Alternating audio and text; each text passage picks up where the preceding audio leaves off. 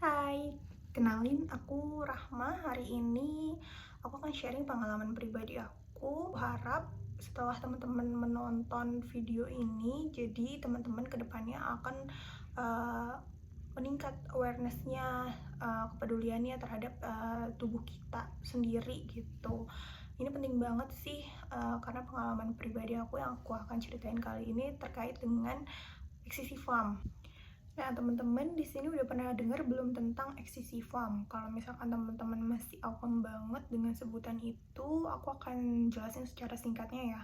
Tapi sebelum aku jelasin secara singkat, yang perlu di-highlight saat ini adalah aku bukan tenaga medis, tidak ada background sama sekali terkait medis, dan aku juga bukan ahlinya. Jadi kalau misalkan teman-teman di sini yang nonton video ini ngerasa keluhannya sama aku atau gejalanya sama aku, jadi aku harap teman-teman bisa konsultasi ke ahlinya, ke bidangnya, ke bagian medis yang memang nanti kedepannya akan menangani kamu.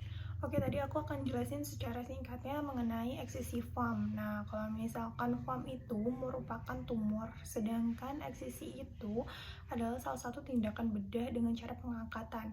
Jadi teman-teman di sini gambar ini udah kelihatan lah ya. Sekitar bulan November 2021 itu aku melakukan tindakan operasi yaitu eksisifam. Kalau misalkan diceritain mundurnya nih, kenapa aku sampai harus menjalankan operasi tersebut itu sekitar tahun 2019, aku lupa tepatnya bulan apa.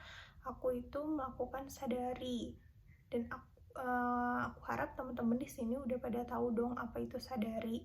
Jadi sadari itu salah satu cara ya untuk kita mengetahui adanya kelainan di tubuh kita. Jadi setelah aku melakukan sadarinya berkali-kali secara rutin, aku menemukan itu benjolan di bagian payudara kiriku di arah jam 11 nanti. Untuk gambarnya kemungkinan seperti ini untuk titiknya.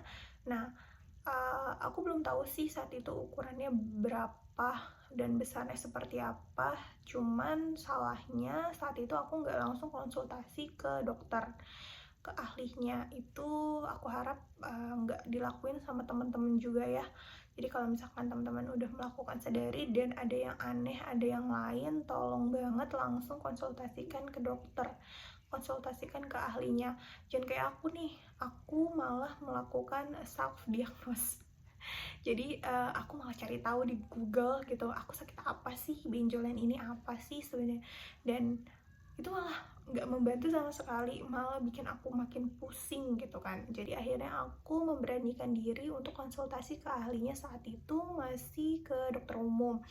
Nah, aku ditanya nih keluhannya apa, walaupun saat itu aku bilang ke dokter bahwa aku nih nggak ada keluhan apa-apa, sakit enggak, nyeri enggak, gatel enggak, pokoknya aku bilang nggak ada deh. Cuman aku sadar kalau misalkan ini ada benjolan nih kalau misalkan diraba, dan itu lumayan keraba banget, walaupun kalau dari luar itu nggak kelihatan karena nggak timbul gitu kan.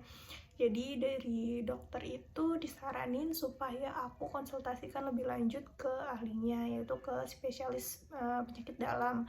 Tapi itu aku masih diarahin masih ke penyakit dalam dulu. Nah, 2021 awal itu aku melakukan MCU ulang di salah satu rumah sakit holding BUMN di Jakarta. Saat itu aku ikutin tuh untuk ke spesialis penyakit dalam. Setelah aku ke spesialis penyakit dalam di anamnesa, aku diarahin untuk konsul ke spesialis bedah.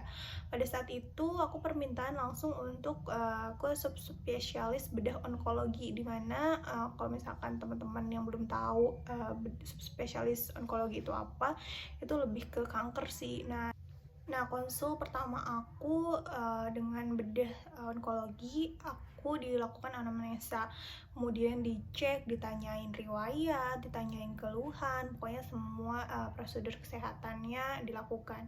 Kemudian dokter informasikan untuk diagnosa awal kemungkinan tumor ini jinak. Nah, kalau misalkan pengen tahu lebih lanjut, aku harus dilakukan pemeriksaan penunjang. Salah satunya itu USG mamai atau USG payudara.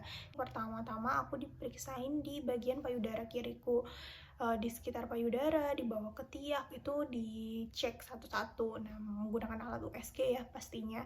Nah, kemudian pindah ke sebelah kiri. Di sebelah kiri informasi dokter yang aku terima itu kalau misalkan ada 2 benjolan yang terlihat saat USG. Diameternya cukup besar, yang satu 3 cm, yang satu sekitar 1 cm. Nah, aku belum tahu nih itu tuh ganas apa enggak, terus dua-duanya itu tumor atau bukan. Jadi diarahin sama dokter ketika hasilnya udah ada, langsung konsultasi, balik lagi ke dokter bedah. Ya udah, aku siangnya radiologi, malamnya ternyata hasilnya udah keluar. Jadi aku memutuskan untuk besok paginya langsung konsultasi lagi ke bedah onkologi untuk baca hasil. Nah, tapi pada saat itu COVID atau pandemi itu lagi naik-naiknya, lagi siklusnya tuh lagi benar-benar naik dengan varian baru. Jadi aku memutuskan untuk melakukan telemedicine. Jadi saat aku telemedicine ini, aku baca hasil kan dari USG mamanya aku. Nah, di info ini kalau misalkan di bagian payudara kiri aku normal, tidak ada benjolan. Nah, sedangkan di payudara kanan aku, apa sih ya fotonya di sini. Nah, informasi dari dokter kalau misalkan di payudara kiri aku ternyata benjolannya ini ukurannya sekitar 3 cm, dan menurut aku itu gede sih, 3 cm itu gede banget. Dan untuk di sini informasi dokter bilang di sini ada adiknya. Aku udah mikir apa ini beranak pinak kan, ternyata enggak. Ternyata untuk yang satunya lagi itu ini adalah kelenjar. Kan jujur aku nggak ada keluhan nih gitu kan. Aku juga nggak merasa kalau misalkan benjolannya itu makin membesar. Aku juga nggak merasa nyeri, nggak merasa yang gimana-gimana, nggak ada yang mengganggu untuk aktivitas aku nih gitu kan. Terus di sini dokter menjelaskan yang apa ya, yang membuat aku memantapkan diri kalau misalkan oh ya udah angkat aja. Jadi informasi dari dokter ini sebenarnya ada banyak, tapi yang benar-benar aku nggak pikir panjang lagi, dokter bilang kalau misalkan baiknya benjolan ini diangkat sebelum aku menikah. Kenapa? Karena mungkin setelah menikah itu pertimbangannya lebih banyak, apalagi ketika nanti aku hamil menyusui. Nah, saat aku menyusui ini nanti produksi ASI aku ketika aku tidak benjolan ini tidak diangkat, malah akan ASInya itu tidak maksimal gitu. Jadi aku nggak mau seperti itu, aku maunya memaksimalkan ASI aku kepada anak aku. Nah, terus aku juga masih single, masih belum menikah, jadi perizinannya mungkin dari diri sendiri dan orang tua gitu sih. Lebih gitu sih kan, kalau misalkan orang tua pasti maunya yang terbaik. Kalau misalkan udah punya suami mungkin ya aku nggak tahu sih, karena aku belum menikah pada saat itu, mungkin ada pilihan lain atau terapi lain gitu kan. Cuman pas aku tanya ada terapi lain atau enggak, informasi dari dokter baiknya diangkat. Jadi paling baik adalah melakukan tindakan operasi pada saat itu.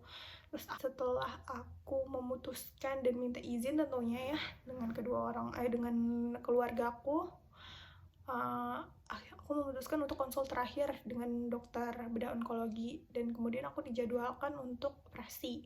Saat itu sebelum aku terjadwal operasi, aku melakukan penunjang seperti aku melakukan cek lab, aku melakukan swab, kemudian aku melakukan toraks, dan yang terakhir adalah konsul anestesi. Jadi di konsul anestesi ini aku ditanyain aku ada riwayat apa, ada alergi apa, terus konsumsi obat apa selama beberapa bulan terakhir, terus ada penyakit yang menyerta itu, kayak maksudnya ada punya penyakit bawaan atau enggak, seperti itulah.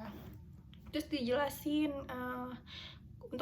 untuk anestesinya nanti seperti apa dan bagaimana gitu, untuk pemulihannya bagaimana, itu dijelasin banget sama dokternya aja. Jadi seperti itu kurang lebih. Nah, terakhir kan aku udah konsul sama dokter anestesi untuk anestesinya. Kemudian aku dapet nih untuk jadwal tindakan aku di tanggal 9. Jadi aku masuk rawat inap itu di tanggal 8 malam. Kemudian besoknya di tanggal 9 aku udah puasa dari jam 6. Kemudian didorong nih dari ruang rawat inap buat ke kamar operasi itu di jam 12.30, karena emang slot aku di jam segitu.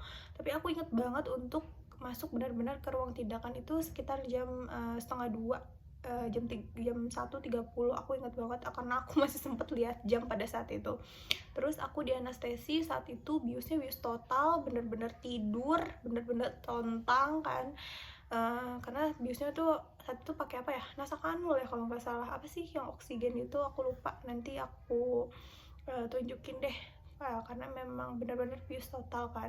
Terus kemudian setelah operasi selesai, cepet banget sih menurut aku, akan aku tidur kali ya, masuk ke ruang recovery, ruang RR ya. Terus saat itu masih pusing banget sih, karena benar-benar pusing dan melek pun gak bisa. Jadi aku tenaga yang masih sisa tuh aku ngomong sama perawat, ini jam berapa?